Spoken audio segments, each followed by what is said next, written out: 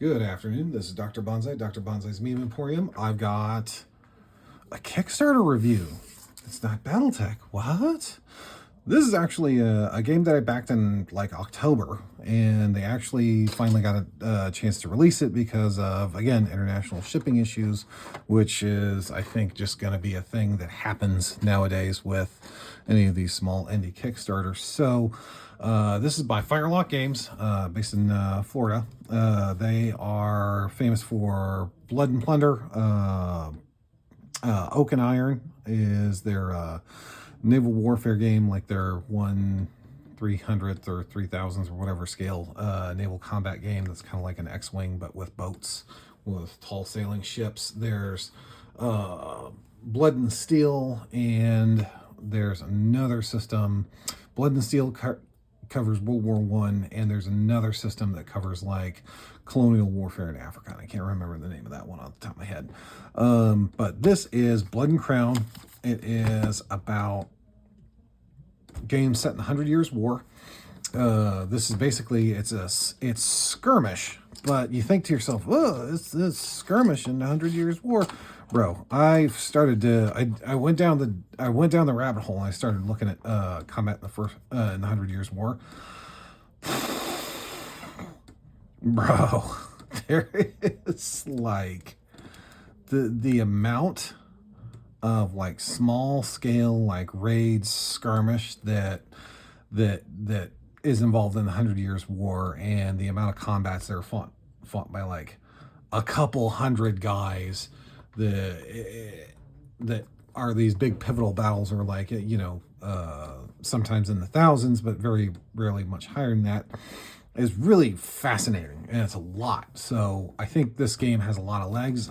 Eric Hansen, the author, said he's already working on a War of the Roses supplement, which I'm kind of jazzed for, because War of the Roses stuff is, again, very, very crazy. It ranges from scales of like, yeah, it's me and a couple dozen of the boys. We're gonna go over and we're gonna knock over this manor house because fuck that guy. To the Battle of Taunton, which is the largest battle ever fought on English soil. So you have that range, and this game kind of does the same thing. So you can kind of scale it up or scale it down however you want. One of the first things I want to say about this book is it is beautifully illustrated.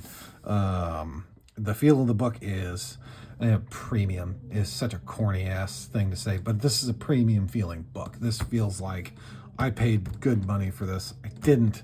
I think the entire package that I got was, for the tokens and the cards and the book and like PDF versions of everything, it was like right around, like, I think the price level was like $99-100.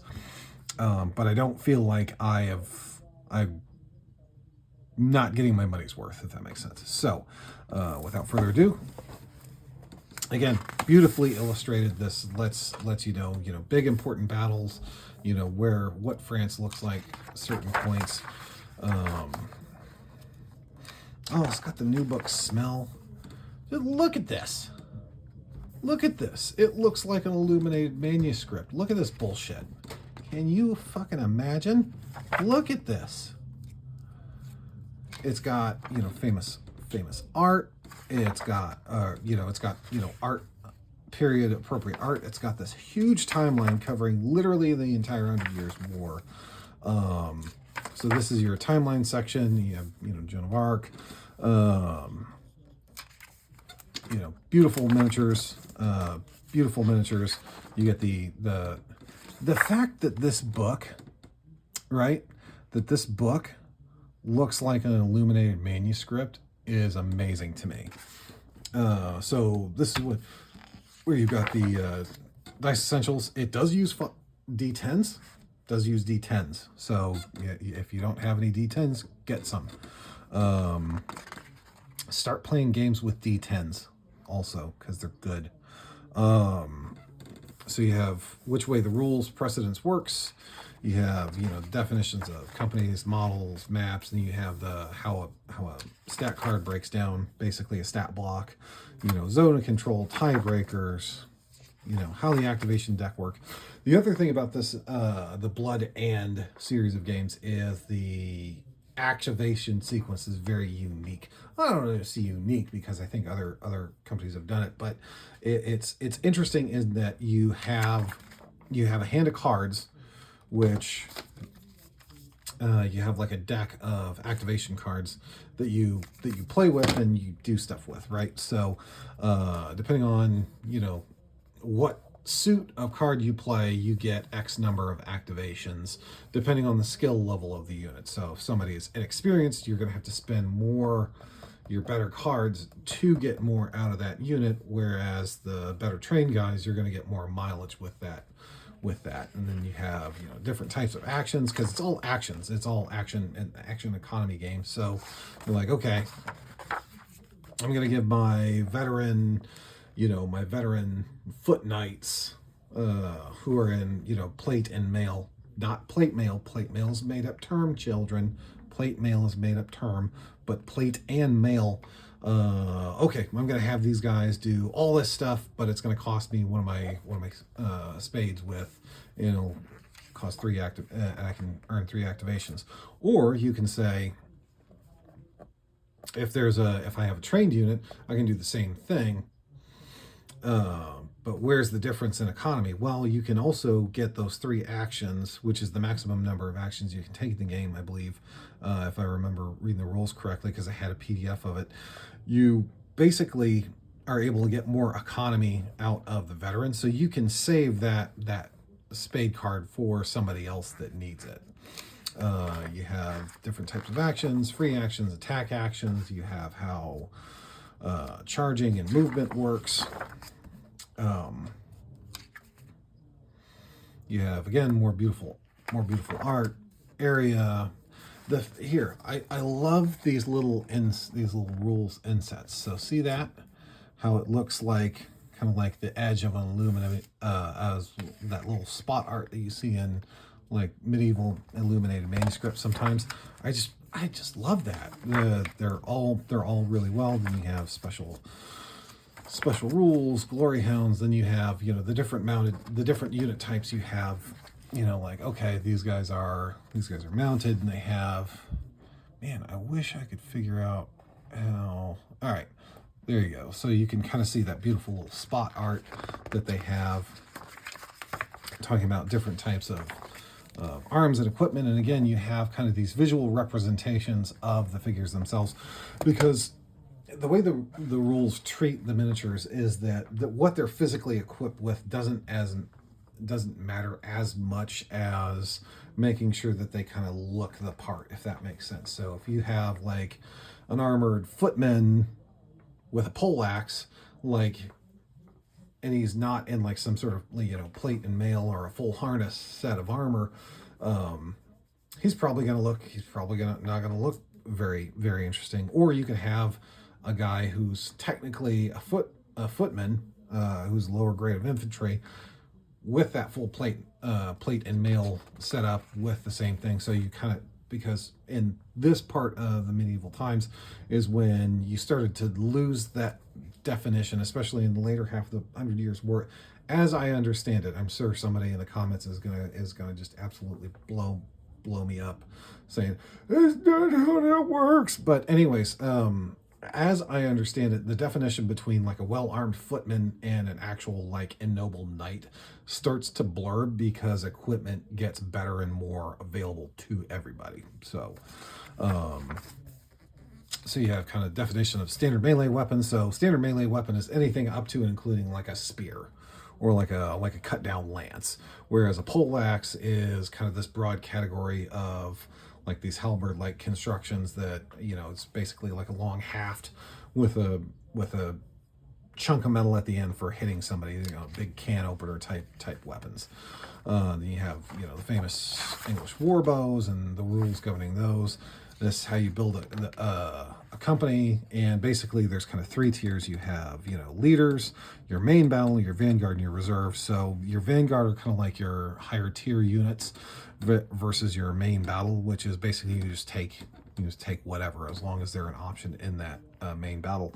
Now with vanguard, you can take 1 unit for every 2 main battle units, and then for reserve, 1 unit for every 3 main battle units. So basically, you have to have more of your main battle line stuff in order to include the Gucci kit.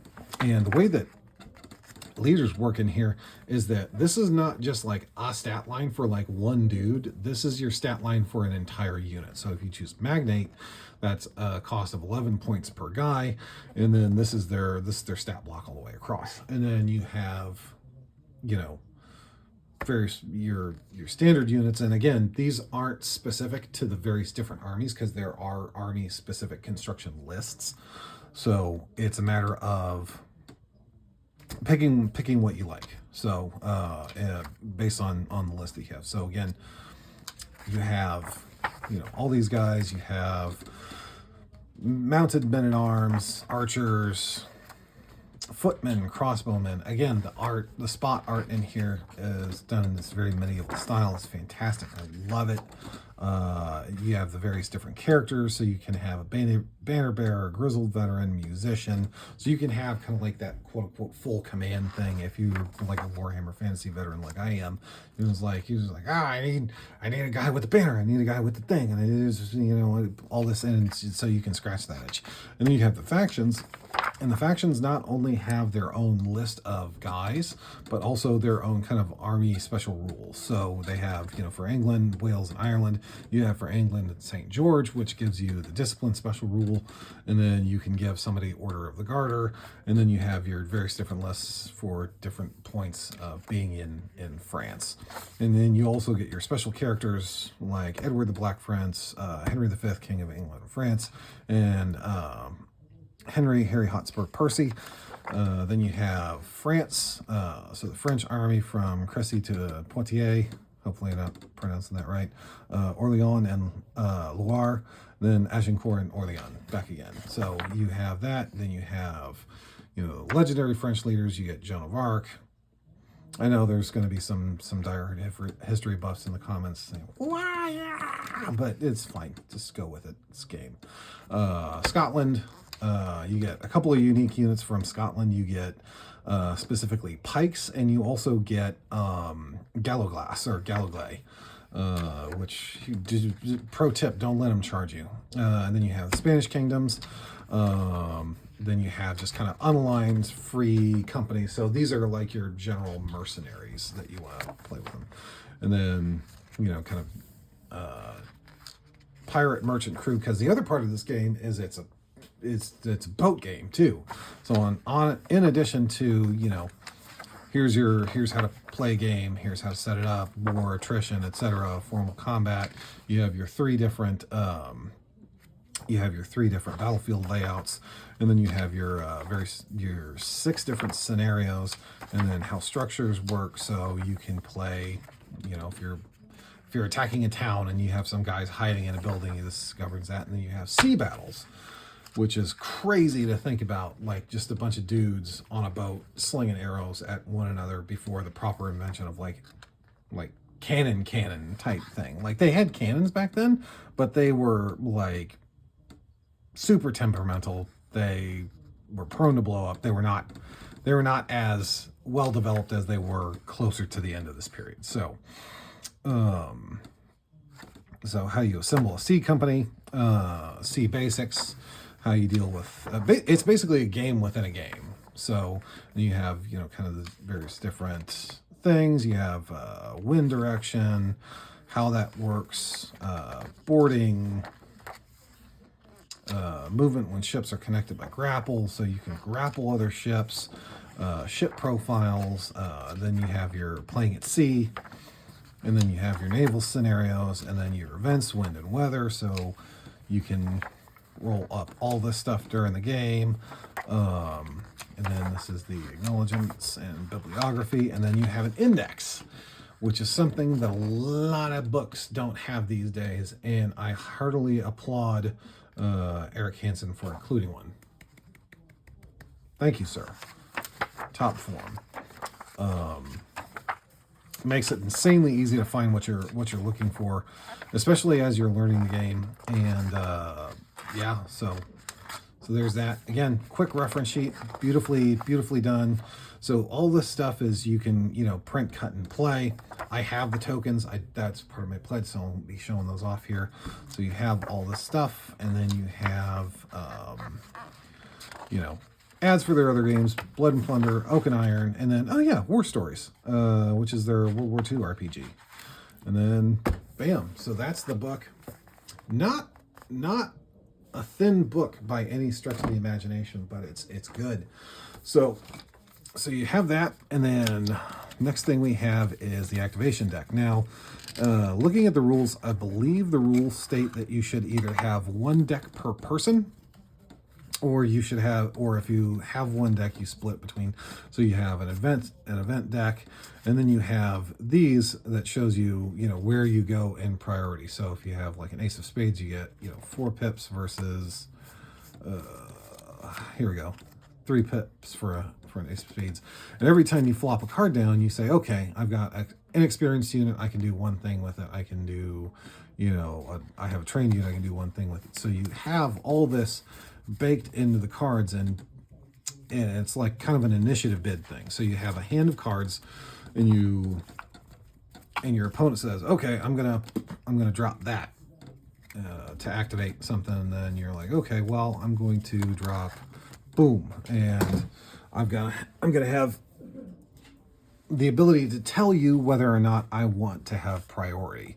So that's the important thing, is kind of having that initiative where you're like, okay, I am or I am not going to let you do something to me before I get a chance to do something to you.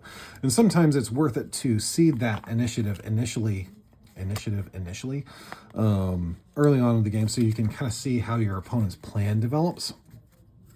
And that way you're able to, later in the game, you're able to have, if you have better cards, you can, just flop them down. So those are the cards. They are supremely well done. They feel like standard, like playing cards. Like I feel like I could play a game like poker or blackjack with these. These are, they're just standard, 52 deck playing cards. So fantastically done.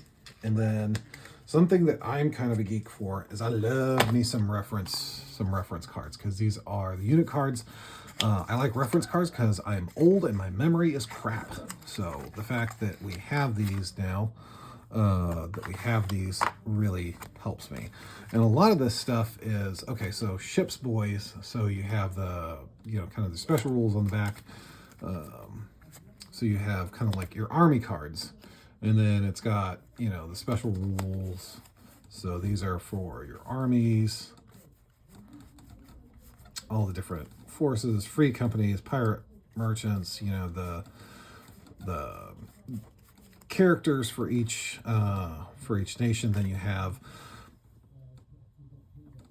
the unit cards. So Knight, Banneret, Veteran, 3 to 6 guys. You get all the different unit options and upgrade options and how that works. So you can use these effectively for army building as well, not just, hey, my memory is leaking like a sieve, so I need to look at these. You can actually use them for like army building, which I really enjoy.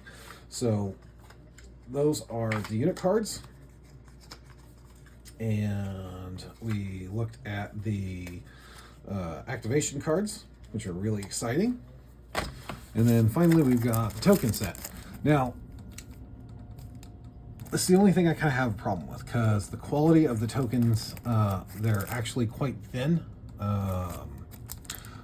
But it saves you from having to buy a pack of their fatigue dice, which is actually something that they have access to on their website.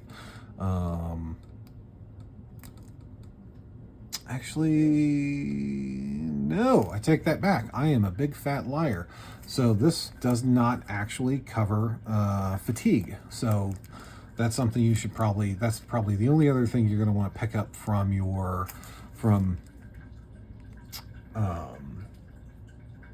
from Firelock is if you're getting into this game, a set of fatigue dice, because fatigue is actually a mechanic in the game that kind of restricts your ability to do stuff after a certain point.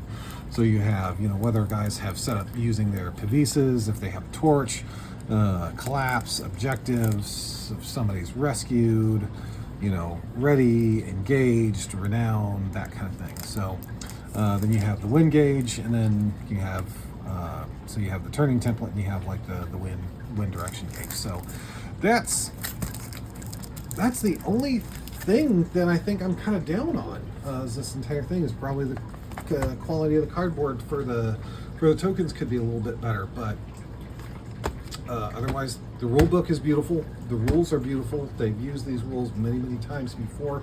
The authors and the writers really know their way around it, and it's just ace. It's just ace work. So I highly recommend this. At some point I'm going to source myself some Perry Miniatures Agincourt figures, because those are cheaper than dirt. So I'm really looking forward to expanding that experience more. So that's it. You guys have a great day.